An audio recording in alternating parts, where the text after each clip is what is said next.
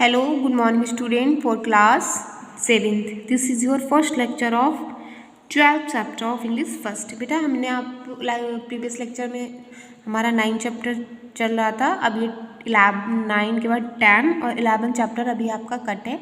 बाद में ये जो इम्पोर्टेंट चैप्टर है उनके बाद में आपको पढ़ाएंगे. ठीक है, देखिए हमारा चैप्टर नेम है द पोस्ट मास्टर, जो हमारे पोस्ट मास्टर जी होते हैं. ठीक है, why do you think people write letter, मतलब क्या आप सोचते हैं कि मतलब जो लोग लेटर्स को क्यों लिखते हैं. The post master first took up his duties in village of Ulapur. जो पोस्ट मास्टर थे उनकी जो पहली ड्यूटी कहाँ थी, एक गांव था जिसका नाम उलापुर था. Through the village was small one there was a indigo factory. और जो वो गाँव था वो गाँव कैसा था, स्मॉल था और वहाँ पे एक इंडिगो की फैक्ट्री थी. Okay, near by. And the proprietor and Englishman और Englishman had managed to get a post office established. और proprietor और Englishman ने मैनेज किया था वो पोस्ट ऑफिस स्टेबल मतलब किया था.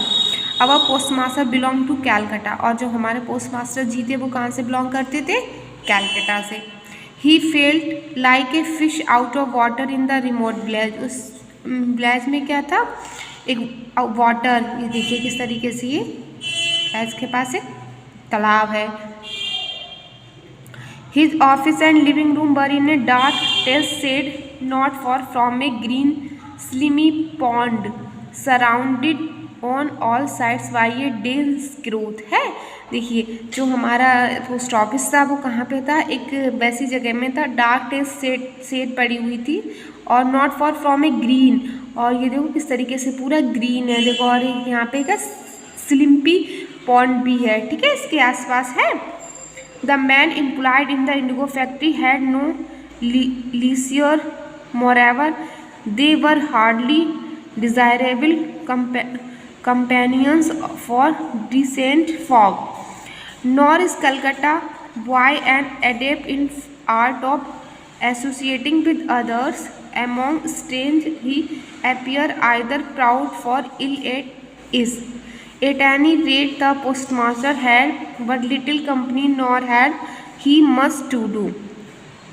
At time he tried his hand a writing a verse or two. मतलब एक समय की बात है, वह थक गया था अपने हाथ से लिखते लिखते. That was moment of the leaves and the clouds of sky were enough to fill life with joy. और मतलब वो ऐसा मोमेंट था कि जो मतलब जब उसने छोड़ दिया था, जो हमारे क्लाउड्स होते हैं ना स्काई के, such were the sentimental to which he sought to give expression. But God knows that the poor fellow would have felt it as the gift or a new life. और जो भगवान सोचते थे बेचारे कि मुझे इसके जीवन को एक नया गिफ्ट देना चाहिए. If some genius of a Arabian nights had in one night swept away the trees, leaves and all the replaced them with a macadamized road. मिस होता है रोड मेड बाई स्टोन, जो रोड स्टोन का बना होता है. Hitting the clouds from view the row of tall houses. जो मतलब क्लाउड्स था, जो व्यू था किसका, रोज मीन्स जो धनुषों का व्यू था, वो एक टॉल ट्री के पीछे जाके छुप गया. The post master salary was small. Post master की सैलरी बहुत कम होती थी. He had to cook his own meal. और तो वो अपने लिए खाना खुद बनाते थे. Which is use to share with Ratan. और वे किसके साथ शेयर किया करते थे, रतन के साथ. And orphan girl for village. जो ऑर्फन गर्ल थी गाँव के, who did odd job for him. और जो क्या करती थी, जॉब करती थी.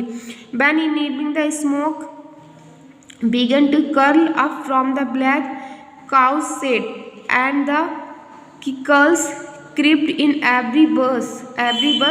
Even the mendicants to the wall set sang their shrill song in their daily meeting place. When the poet who had attempted to watch the movement of the leaves in the dense bamboo thicket would have felt a ghostly shiver run down his back, the postmaster would light his little lamp and call out Ratan. तो क्या होता था, post master जी क्या होते थे, अपने एक room में बैठे हुए होते थे और वो किसको कॉल करते थे, रतन को। Ratan would sit outside waiting for his call, और रतन साइड बाहर बैठी हुई वेट कर रही थी। Instead of coming at the ones, इसके बाद वह अंदर जाती है। Would reply, did you call me sir, क्या सर आपने मुझको, क्या सर आपने मुझको बुलाया है। और रतन क्यों आई थी, उसको जॉब की ज़रूरत थी, और वो कहाँ पे बैठी थी, एक बैम्बो, थिक बैम्बो के नीचे बैठी थी, और कैसा महसूस कर रही थी, इस बैक, अपने पीठ को बैक किए हुए बैठी थी पोस्ट मास्टर के साइड। ओके, ये लेक्चर आपका यहीं पे कंप्लीट होता है। ओके, होमवर्क में आपको इसकी रीडिंग करनी है। Thank you class.